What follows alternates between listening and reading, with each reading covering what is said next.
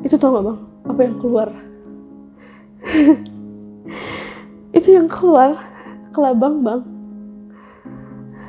Dari itu gue, pipis gue barengan. Jadi setelah lo 3 hari nggak bisa pipis, pas lo pipis keluar kelabang. Iya. Tahun 2015 nih. 2015 itu gue tahu siapa orang yang nyakitin gue bang saat itu.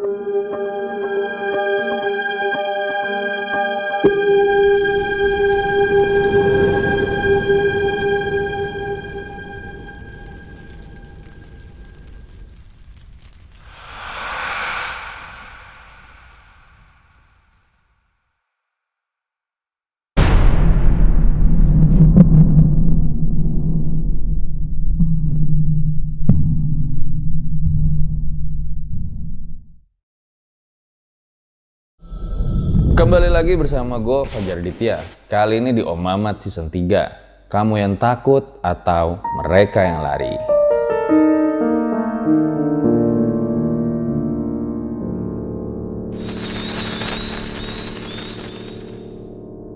Jadi ini adalah kisah Elsa, di mana mungkin bagi sebagian orang mikir, kok di era digital masih ada aja yang ngelakuin hal-hal kayak gini. Ya tapi inilah yang dialami oleh Elsa di tahun 2011. 2011 itu udah era digital belum ya? Kisah ini tuh bisa gue bilang cukup mengharukan karena memang Elsa itu benar-benar menderita ya ketika dia mengalami penyakit tersebut. Ya makanya nanti lu tonton aja lah fullnya kayak gimana. Nah buat yang belum nonton, jangan langsung tonton video ini karena kalian gak bakal ngerti jalan ceritanya. Tonton dulu part sebelumnya. Nih gue taruh linknya di atas ini.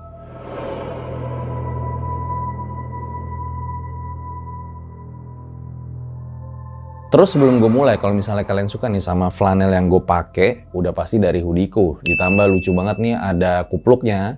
Makanya langsung aja kalau kalian pengen beli bisa di Lazada, Tokopedia, atau langsung aja ke hoodieku-nya. Gue taruh linknya di deskripsi. So langsung saja, berikut adalah ceritanya.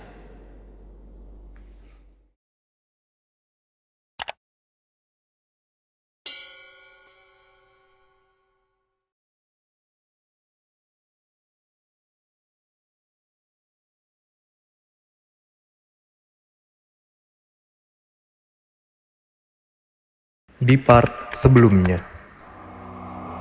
Apa yang dirasain pada malam itu? Kaki udah mati bang. Jadi udah gimana selonjoran. Ya udah kaku. Jadi mau gue cubit, mau gue pukul itu nggak berasa. Jadi hitungannya mati kan. Mati ini sampai sini. Gue inget banget katanya kalau orang meninggal itu dari ujung kaki kan yang pertama dicabut gitu. Gue udah berpikiran di situ. Oh, ini udah waktunya gue kali. Gue gitu. Lebih dari 3 bulan, Elsa terus menderita dengan penyakitnya yang semakin lama semakin parah. Hingga akhirnya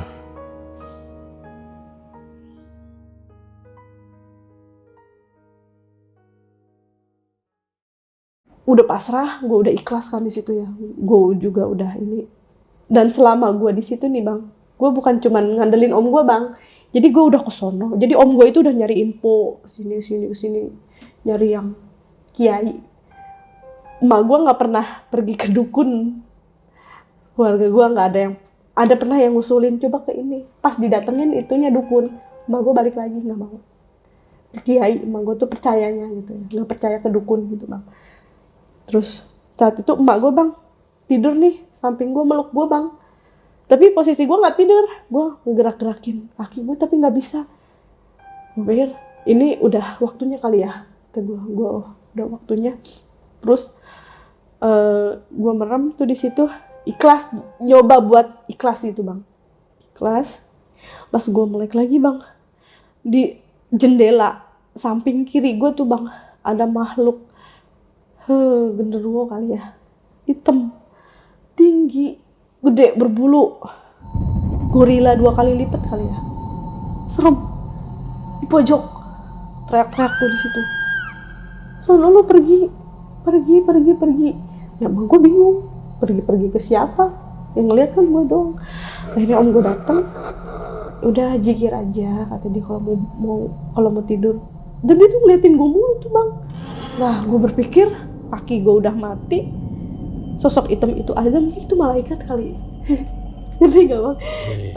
Ya, gue pikirnya masih ke situ. Tapi om lo yang bisa ada pada saat itu? Ada. Dia nggak lihat makhluk hitam itu? Dia tahu, cuman kan ada posisi ada ibu gue, nggak berani. Om gue tuh ngerti apa yang gue maksud, cuman nggak ngomong ke ibu gue. Ibu gue udah merem aja tuh, gue udah nggak mau melek. Terus saat itu bilang jikir aja ya, jangan lepas, kata om gue. Pokoknya jangan lepas, jikir katanya. Akhirnya gue nurut, gue jikir aja terus. Nah itu jam tengah malam ya bang, tengah malam. Berhubung ibu gue bohong kalau ibu gue tidur pules ya kan saat itu, namanya orang tua kan. Nah gue pura-pura merem tuh bang, pura-pura tidur biar gue tahu emak gue gitu. Akhirnya emak gue keluar ngambil wudhu, sholat samping gue bang, sholat tahajud di samping gue. Ibu gue tuh berdoa, gue denger banget doanya sambil sesegukan nangis ya. Doanya tuh sampai ibu gue tuh bilang gini, ya Allah ya, cabut penyakit anak saya, sembuhkan anak saya, kata itu, ganti ke saya, tumpahin ke saya gitu bang. Ibu gue tuh, gue denger jelas, gue denger emak gue berdoa gitu, biar saya aja yang mati, kata ibu tuh. Anak saya satu-satunya, gak sanggup kalau sampai ditinggalin, lebih baik saya yang tinggalin, kata ibu gue gitu bang. Itu parah.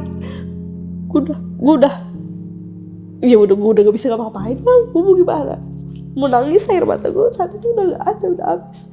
Sampai lo mau nangis aja gak bisa? Gak bisa. Sampai jadi ya gimana, orang nangis terus gak bisa nangis, jadinya sesek kan, sesek. Ibu gue tuh berdoa, ya Allah angkat, ya Allah tuker sama nyawa saya, ya Allah biar saya aja yang duluan. Ibu gue situ bang, sampai subuh ibu gue tuh nggak lepas mata, jadi sampai nungguin subuh gitu bang. Jadi nyambung dari tahajud nyambung ke subuh, baru dibuka pagi-paginya. Biar saya aja yang mati, anak saya satu-satunya, gak sanggup kalau sampai ditinggalin, lebih baik saya yang tinggalin. Itu yang sampai sekarang masih ini. Terus besoknya nih bang, setelah gue ngeliat makhluk itu ya, gue kan pengen pipis. Kan tadinya seperti biasa nih bang, gue pipis biasa. Tuh gue pengen pipis, gak bisa bang. Gue kayak kencing, gak bisa. Akhirnya ibu gue tuh bilang ke om, si Elsa gak bisa pipis, katanya gitu. Berusaha ke kamar mandi, bolak-balik digendong bang, bolak-balik ke kamar mandi, nggak pipis.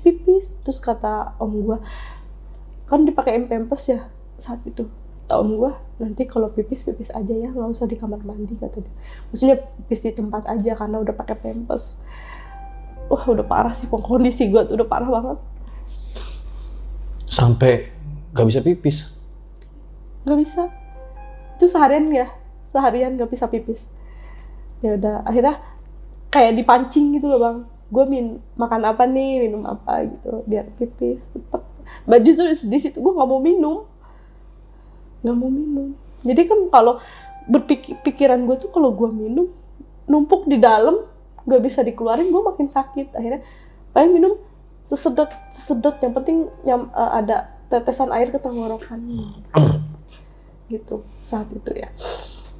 Sehari nggak bisa pipis, oke. Mungkin besok gue nungguin tuh. Abis itu nggak pipis lagi. Nah, pas hari kedua gue nggak bisa pipis, jadi matinya itu naik bang dari ujung kaki, jadi langsung sini ke paha, lumpuh aja. Makin stres dong gue. Tapi gue nggak nunjukin ke ibu gue gitu. Padahal ibu gue mijitin ini gue, tapi gue nggak berasa karena emang mati kan. Ya udah, gue nggak bilang ke ibu gue, takut pikiran kan. Ya udah, gue diem aja.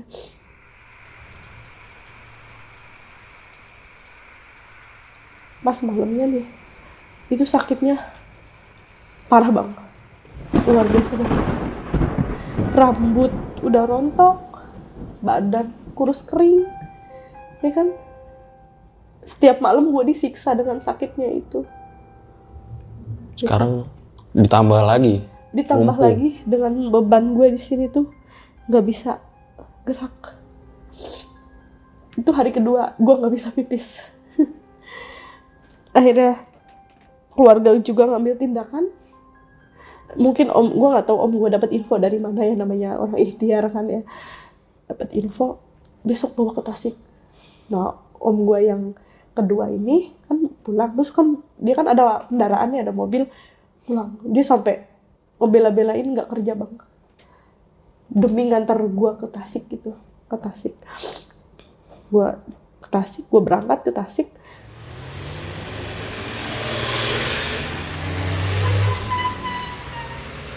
Sampai Tasik gue tuh dibawa ke salah satu pesantren bang. Gue nggak tahu itu desa apa ya, gue nggak kepikiran di situ. Intinya gue tahu itu Tasik di situ. Dan itu tuh kenalan om gue, kenal udah akrab gitu. Kenapa nggak bilang dari kemarin katanya? Itu udah mau bulan kelima bang, kayak gitu. Anjir sumpah, gue pertama kali nih berkaca-kaca nih selama Mamat nih, sumpah. Karena gue jadi inget keluarga gue nih. Lu ngomong kayak gitu nih, gimana keluarga berjuang buat kita gitu ya. Iya. Anjir nih, gila nih.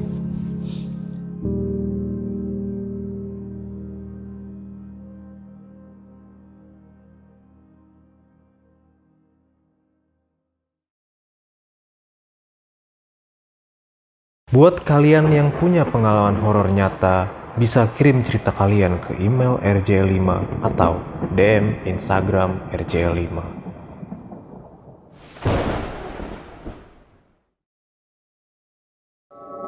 Iya, setelah gue di pesantren itu, gue dibawa ke ini, satu ruangan biasa, ruangan khusus gitu ya. Ramai banget bang, santri-santrinya gitu. Jadi kan kita tuh ada hiburan ngeliatin santri gitu. Intinya ada sedikit kebahagiaan lah. Jadi keluar, udaranya juga masih sejuk ya, kiai ya. Cuma sekarang udah almarhum. Ya. Dia kenapa nggak dari kemarin? Kata ini udah parah, kata dia gitu. Ini udah parah, kata. Udah yuk, insya Allah katanya. Nggak ada yang terlambat, kata dia gitu. Akhirnya gue dibawa. Tidurlah gue di situ bang.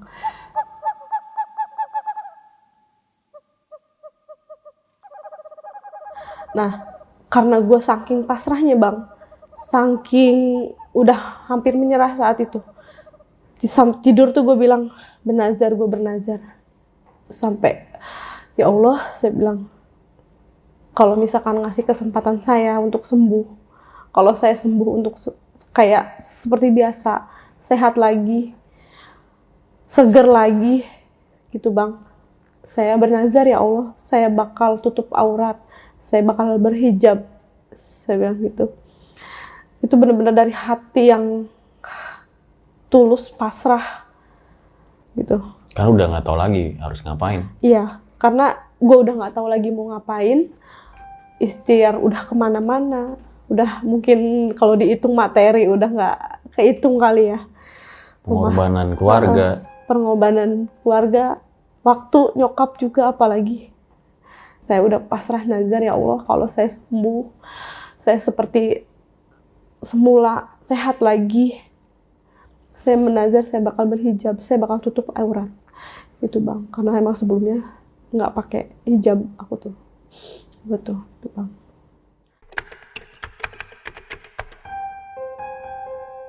Nah ini hari ketiga nih kan, main pipis nih, belum pipis kan. Terus udah pas malamnya, nggak malam sih, jam 7-an ya, habis sholat isya. Habis sholat isya, gue diajak ke suatu tempat atau suatu ruangan. Kayaknya ruangan pengobatan dia juga. Cuman ibu gue nggak masuk Bang saat itu. Cuman gue sama kiainya tok gitu. Kayak ada batu kali. Tapi bukan di kali, di suatu ruangan. Oh, di ruangan kayak kamar gitu? Kamar. Cuman yang masuk itu gue doang sama pak kiainya. Gitu. Ditempelin perut, karena perut yang dirasa sakit, nempel di situ. Gue dikasih kantong plastik. Neng katanya, dikasih tasbih juga. Ini tasbih, jangan berhenti berzikir ya. Selama pengobatan, kalau kata kita, selama pengobatan jangan pernah berhenti berzikir. Kalau mual, muntahin aja, nggak apa-apa. Ini udah disediain plastiknya. Katanya efeknya bakal mual katanya gitu. Oh iya, kata gue gitu. Karena gue optimis kan, pengen sembuh. Nggak apa-apa, gue lakuin. Akhirnya selama zikir, selama pengobatan. Jadi si pak kiainya itu di belakang gue Bang. Nggak di depan, di belakang. Kayak nyamping lah. Jadi saat zikir, wah gila, mual hebat di situ Bang. Muntah. Tapi nggak keluar apa-apa. Cuman air tok. Nggak keluar makanan atau apa, enggak. Tapi hawanya itu mual yang luar biasa. Sampai ibu gue juga kayaknya di luar panik gitu. Kayak terus muntah di situ.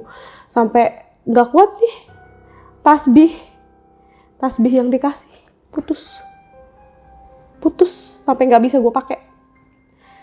Saking lu pegang yang kenceng? Iya, kenceng. Saking gue kenceng pegang sambil zikir, sambil mual, putus. Akhirnya nggak lama sih itu, langsung udah Neng kata dia gitu. Udah dah, yuk keluar kata dia gitu. Gue keluar, gue ke kamar lagi. Nah di situ Bang, kan gue belum pulang ya saat itu, masih di Tasik gitu. Gue dikasih telur ayam kampung. Suruh nyari ayam kampung, telur ayam kampung yang masih hangat dari pantat ayamnya. Nyari kemana Bang? Di kampung orang. Ngerti nggak? Itu keluarga lo yang disuruh nyari? Ya, usahain dapet telur ayam kampung. Mungkin kalau ayam kampung di minimarket banyak ya yang langsung beli. Itu kan syaratnya harus masih hangat. Telurnya lagi? Minimal bener-bener dari pantat ayam langsung terus diambil. Kalau dari minimarket kan diolah-olah dulu gitu. Akhirnya ibu gue bingung Bang, mau nyari kemana? Kampung sendiri juga bukan, bener nggak? Di Tasik kita nggak kenal siapa-siapa. Akhirnya usaha tuh ibu gue, usaha. Jadi dia kayak nyuruh tukang ojek gitu Bang, nyuruh tukang ojek buat nyari telur ayam kampung tapi yang bener-bener asli dari kandang gitu. Dapatlah Bang 3, dianterin si ayam kampungnya itu dapat 3. Jadi setiap pagi ritual gue sih selama penyembuhan itu, ini baru sekali sih itu terapi, telur ayam kampung merahnya dikocok sama kunyit diminum. Mualnya kayak apa Bang? Telur kampung mentah dikocok sama kunyit diminum. Kalau yang putihnya dikasih daun seledri, terus di kompres sini ya, di iniin lah kalau kata kita mah ya. Nah di situ tuh udah mulai reaksi Bang, pengen kencing, udah bener-bener di ujung. Bilang kan gue sama pengen pipis gitu. Langsung dibopong sama om gue, satu kanan om gue, kiri ibu gue, langsung dibopong ke kamar mandi. Pas di kamar mandi, jongkok, pakai sarung ya saat itu gue, jongkok. Namanya udah pipis di ujung, aturan di bawah jongkok langsung keluar dong, enak. Ini enggak bang, harus pakai tenaga. Aduh nggak bisa, nangis lagi, keringet sampai keringet dingin. Gue ngeliatin muka emak gue ya, udah nangis lagi dia di situ sampai ngusap air mata lagi. Ayo Neng, bisa, kata dia gitu. Terus Pak Kiainya nyamperin, udah mau pipis ya? Iya. Ya udah, kata dia. Pak Kiainya masuk tuh bang, dia jadi di kamar mandi gue berempat. Ubun-ubun gue nih, ubun-ubun rambut, ditiup, nggak tahu dibacain apa, ditiup-tiup.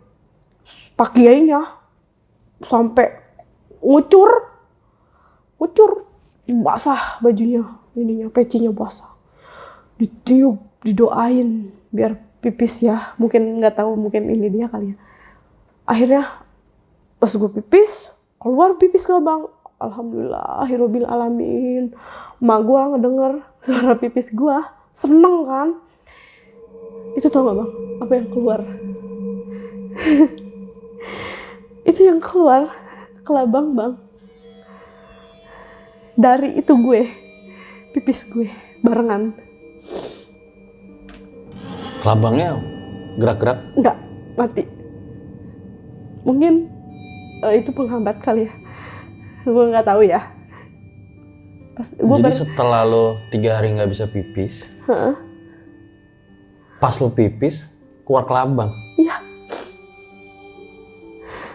Mati tapi. Gue seneng banget pipis. Mau pipis aja seneng banget itu bang.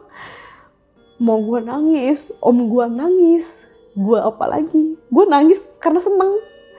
Saking senengnya gue nangis. Alhamdulillah, kata Pak Kiainya, Rabbil Alamin, dah sembuh, kata merinding gue, sembuh, kata Pak Kiainya gitu. Insya Allah sembuh. Terus diambil tuh bang, si kelabangnya itu. Om gue yang ngambil, jadi Pak Kiainya itu ngambil kayak plastik kecil gitu, plastik, bawa nih, ambil katanya gitu. Karena belum disiram kan, jadi diambil sama om gue, sama emak gue, tempatnya diambil. Dimasukin ke plastik, udah dikasih sama Pak Kiainya, nggak tahu diapain saat Gede? Segini kali ya. Tapi namanya kelabang kan geli bang, mau kecil mau gede. Keluar dari pipi sendiri lagi? Iya, langsung lega, seneng. Udah pas tidur juga, udah tuh bang ada perubahan. Jadi dari semenjak gue bisa pipis keluar itu kelabang, gue ada perubahan. Jadi gue minta makan sama emak gue. Pertama kali gue minta makan itu dalam sakit 5 bulan itu. Nah terus kata kayaknya kan pokoknya setiap waktu tuh Pak Kiai selalu nengokin gue bang. Jadi abis dia sholat Johor, abis sholat asar, maghrib, isya, dia selalu nengok keadaan gitu kan. Terus pas Kiainya lagi nengok gue posisi lagi makan. Alhamdulillah udah bisa makan. Makan yang banyak ya. Iya. Terus kan rambutnya rontok nih bang. Rambut gue kan panjang. Dipotong ya rambutnya katanya ya. Biar nanti rambutnya tumbuh yang lebih bagus. Iya nggak apa-apa kata gue gitu bang. Istilahnya di situ gue udah ada semangat hidup lagi. Jadi kaki juga udah mulai kerasa nih, dikit-dikit. Gitu. Perut udah nggak sakit saat itu? Udah nggak. Udah nggak sakit. Berarti setelah bisa pipis dan keluar kelabang itu ya? Iya. Udah sekarang mah. Terus namanya ibu-ibu ya. Ibu gue ngomong gini, Pak, siapa sih yang bikin anak saya kayak gini? Gitu kan. Ya menggebu-gebu lah namanya mama kan. Udah, nggak usah dipikirin siapa yang jahat. Yang penting sekarang tuh fokus, anak udah sembuh. Iya. Tapi kan saya sakit hati anak saya diginiin. Iya, itu mah urusan Allah. Urusan dia sama Allah. Nanti ada balasnya. Nggak usah kita dendam. Nggak usah mikirin siapa yang jahat sama kita.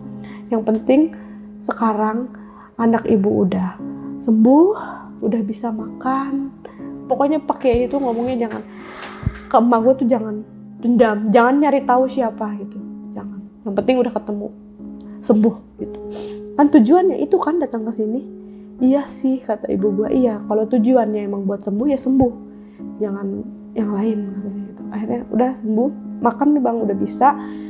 Terus pasti mau pulang kan Pak Kiainya nggak mau ya dikasih, kita kan ngasih uang terima kasih gitu kan, terima kasih gitu, ditolak bang sama Pak Kiainya. Enggak yang nyembuhin mah bukan saya, Allah, saya mah perantara aja kata dia. Lagian udah kenal sama ini nih anak buah saya, ke om gue itu tuh.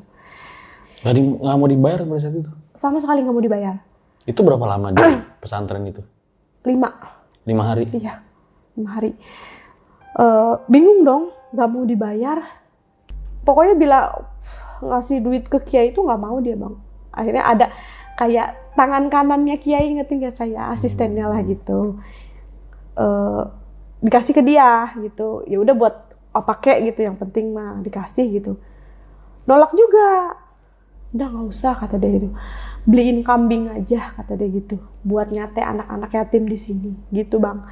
Berhubung dia mintanya kambing, ya udah jadi uang itu nggak kita kasih bang, kita beliin kambing, nggak tahu harganya berapa. Saat itu langsung nyari kambing, om gue tuh langsung nyari kambing, dibawa satu aja, jangan banyak-banyak ya kambingnya, dibawain kambing, pontok banget kambingnya, karena kan mintanya 1 ditambah mikirnya buat rame-rame, masa yang kurus.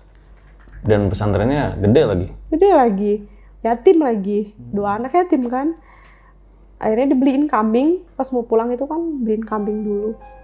Ya udah diterima kambingnya sama bang, katanya buat nyate anak-anak di sini. Ya udah, karena dia nggak mau uang, maunya kambing, kita bawain kambing. Udah pulang ke Bekasi, kan nggak langsung pulang ke rumah bang, jadi pulang ke Bekasi dulu. Oh ya, ini rumah omnya ya? Iya, ada asupan, udah ada tenaga, udah mending gitu. Mungkin udah naik 2 kilo atau 1 kilo kali ya, baru pulang. Nah di rumah udah bed rest, bener-bener istirahat. Pas nyampe rumah itu, ini kan jujur ya, nggak punya jilbab, mungkin punya, tapi nggak sebanyak atau orang-orang yang biasa pakai hijab. Baju panjang juga paling ada sih ada, cuman pada ketat gitu bang. Aduh gimana nih, mau pakai niatnya mau pakai jilbab tapi nggak punya jilbab mah ada, cuman bajunya yang kayaknya nggak memungkinkan untuk pakai hijab gitu. Akhirnya pakai baju ibu bang, gamis ibu, ada tuh yang mendingan lah, warnanya kayak anak muda, pakai. Karena ini nazar pada saat itu? Iya, terus iya nanti ibu beliin jilbab yang bagus-bagus, ibu beliin baju yang bagus-bagus, nggak usah kata begitu kan. Nanti juga banyak sendiri, namanya orang udah biasa berhijab juga. Ya. Akhirnya ibu gue bener bang, besoknya beliin kerudung selosin. Terus sekarang alhamdulillah bang, karena gue tuh sekarang tuh takut keluar rumah kalau nggak pakai hijab itu. Jadi hawanya gue itu, aduh, gue udah janji nih mau berhijab gitu. Gue udah janjinya bukan sama orang lagi, sama Allah gitu. Akhirnya balik lagi ke dalam pakai jilbab. Walaupun itu cuman beli sampo, udah nggak mau lah, gitu. Udah janji gitu. Akhirnya di situ sebulan 2 bulan sampai pulih gitu, alhamdulillah. Kan kontrol ke dokter juga ya, maksudnya asupan vitamin juga. Nah setahun kemudian nih udah sembuh, kan udah lama, akhirnya kan udah lama nggak kerja kan gue nih, gue izin lagi buat kerja bang, kerja ada salah satu kerjaan, tapi yang tidak mengharuskan gue berhijab saat itu, banyak banget kerjaan yang nerima gue tapi dengan syarat tidak berhijab, gue nggak mau, gue tolak, nggak apa-apa lah rezeki nggak kemana, ntar juga gue dapet tuh gitu, maksudnya gue nggak mau loh ngorbanin cuman karena gue mau nyari uang, gue harus ingkar sama janji gitu loh bang. Ya udah gue mundur lagi dapat kerjaan, mundur lagi karena nggak boleh hijab gitu saat itu ya. Ya udah sampai akhirnya jadi gimana sih, nganggur aja gitu di rumah. Terus Itu udah setahun setengah, tahun 2015 nih. 2015 itu gue tahu siapa orang yang nyakitin gue bang saat itu.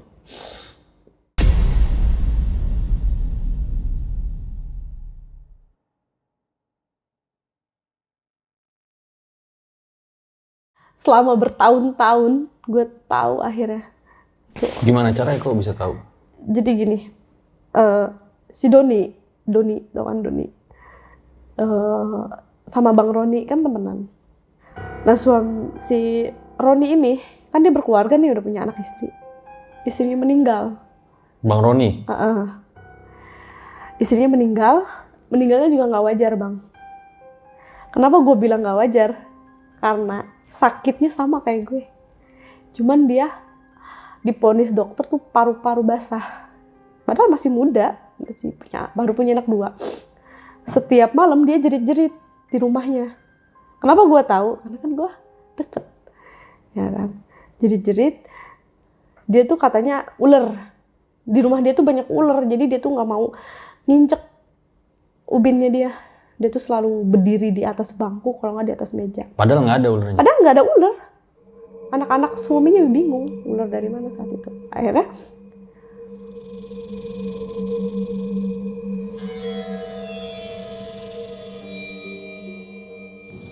terus dari situ meninggal. Gak lama meninggal ya kan, ya udah meninggal. Pas 40 hari, gue inget banget 40 hari atau sebelum ya, gue nggak tahu. Dia ke rumah Bang Roni ini, ke rumah. Nangis. Minta maaf ke gue sama ke ibu gue. Lah, kita bingung dong. Kok minta maaf, perasaan nggak punya salah apa-apa gitu kan. Karena sebelumnya kan nggak pernah berpikiran situ gitu. Kenapa minta maaf? Minta maaf, nangis bang ke rumah. Teteh inget nggak yang waktu dulu teteh sakit tadi gitu? Iya, kenapa? Kata aku gitu kan. Mau minta maaf, kata dia gitu. Dan gue nggak paham, nggak ngerti gitu bang. Dulu itu AA, kata dia gitu. Maksudnya? Teteh inget Doni? Iya, kenapa? Dulu tuh Doni sakit hati sama teteh. AA bilang, ya udah ayo, gue punya kenalan dukun.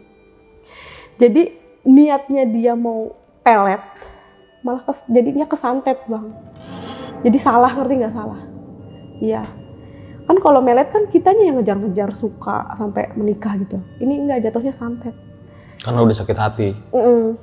Gitu. Gak usah dipelet lah, santet aja, katanya gitu. Shit. Iya, akhirnya kena. Minta maaf bang, nangis-nangis ke emak gue. Kenapa kok akhirnya dia jadi minta maaf? Gue nggak tahu ya, gue nggak paham. Mungkin inget dosa kali. Padahal gue nggak berpikiran sama sekali. Kalau ada yang sangkut paut sama kematian istrinya? Bisa jadi. Tapi nggak tahu. pada saat itu lu nggak nanya alasannya kenapa? Nggak. Karena kan posisinya haru bang saat itu. Akhirnya saat itu gimana? Pas dia minta maaf gitu? Kata sama gue ya udah dimaafin, itu udah istilahnya itu kan udah lalu katanya. Yang penting mah sekarang sembuh katanya gitu. Iya katanya, cuman mau minta maaf aja biar tenang katanya gitu. Udah situ bang. Saat itu nangis dong pas denger kayak gitu? Nangis campur aduk sakit hati. Maksudnya? Gak ngira ya? Gila. Jadi selama sampai 2015 tuh pengen lupain aja, nggak pengen nyari tahu ya? Iya, nggak pengen nyari tahu karena kan dibilang sama Kiai, ya udahlah yang penting sembuh, ya udah. Akhirnya kan bener tahu sendiri gitu. Allah nunjukin jalan gitu. Secepat itu malah. Oke. Nih bakal banyak pertanyaan nih di closing. Liatin aja, ntar juga dia dapet. Kata dia gitu, gue nggak ngerti ya bang dapat apa saat itu. Tahun 2015 nih. 2015 itu gue tahu siapa orang yang nyakitin gue bang saat itu.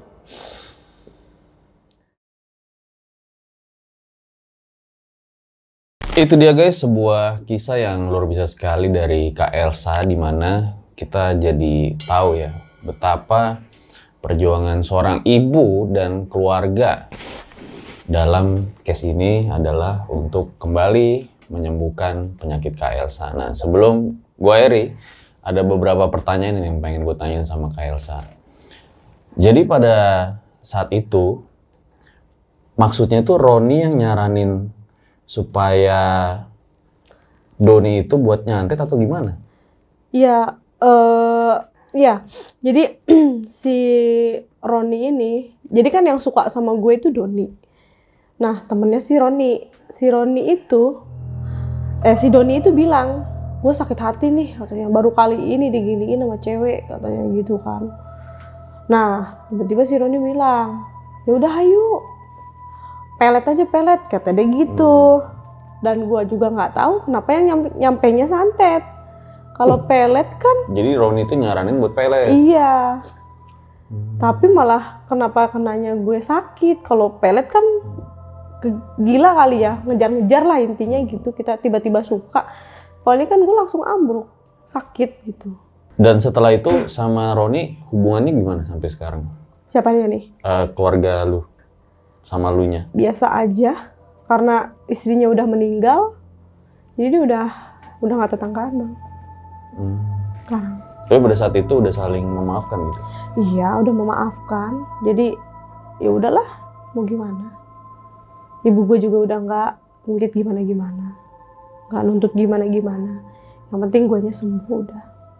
Tapi di sini unik juga ya. Akhirnya bisa ketahuan dan ngaku sendiri lagi. Iya, gue juga nggak tahu bang. Padahal sebelumnya gue nggak pernah ada nyangka buat ke itu orang, sama sekali nggak ada. Gue tuh mikirnya kena apes orang gitu, ngerti nggak? Mungkin mau kena orang, kenanya gue nih, jadi gue apes. Sama sekali nggak berpikir ke situ. Iya. Ya, bisa gitu ya? Iya. Tiba-tiba nangis-nangis ke rumah minta maaf. Nah, Doninya sendiri sekarang masih suka ketemu? Enggak. Kan beda kampung bang sama gue. Enggak ketemu. Yang di dealer-dealer itu udah enggak? Enggak.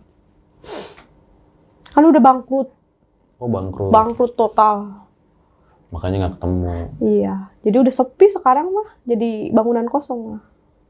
Nah, pada saat itu Kak Elsa, lu sempet nanya nggak sama si Roni itu, Doni sekarang kabarnya gimana? Pas Enggak. dia ngaku? Enggak. Oh, nggak sama sekali? Enggak lah, mau ngapain. Ya udah yang biarin aja. Kita menunggu karma aja lah. Buktinya kan dia juga suka yang nyaraninnya aja. Cepet banget kan abisnya. Apalagi yang lakuin ya gue percaya itu aja. Terakhir ada pesan kali buat netizen yang nonton dari pengalaman yang gue bilang cukup langka nih. Bener ya kata pepatah, dalamnya lautan itu bisa kita ukur. Tapi dalamnya hati orang itu nggak akan pernah bisa kita tahu.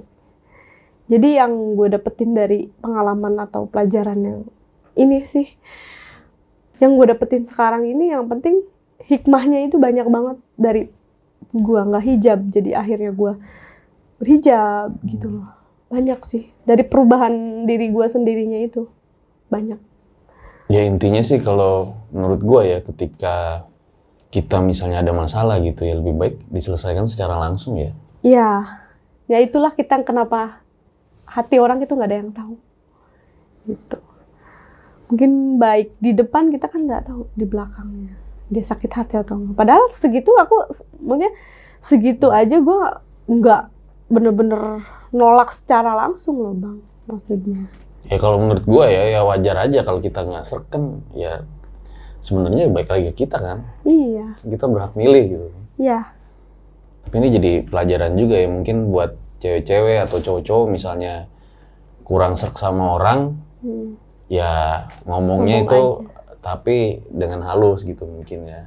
Padahal di sini lu juga nggak ngomong kasar kan? Enggak. Misalnya kan ada orang suka ngomong, ah gue nggak mau sama lu, jelek lu misalnya gitu kan. Gitu. Kere lu, pergi jauh misalnya gitu kan. Ini kan nggak kayak gitu. Enggak. Cuman katanya sakit hati aja. Yang gue bilang suruh pulang. Segitu gue bilangnya kan. Karena kan memang halus. tingkat kebaperan orang juga beda-beda ya. Itu dia. Serba salah juga ya makanya. Ya udahlah mungkin itu yang bisa kalian ambil ya. Setidaknya kalau kita nggak mau ya ungkapkan dengan ya lisan yang penyampaian yang baik lah. Oke, gue rasa cukup demikian episode Mamat pada kali ini.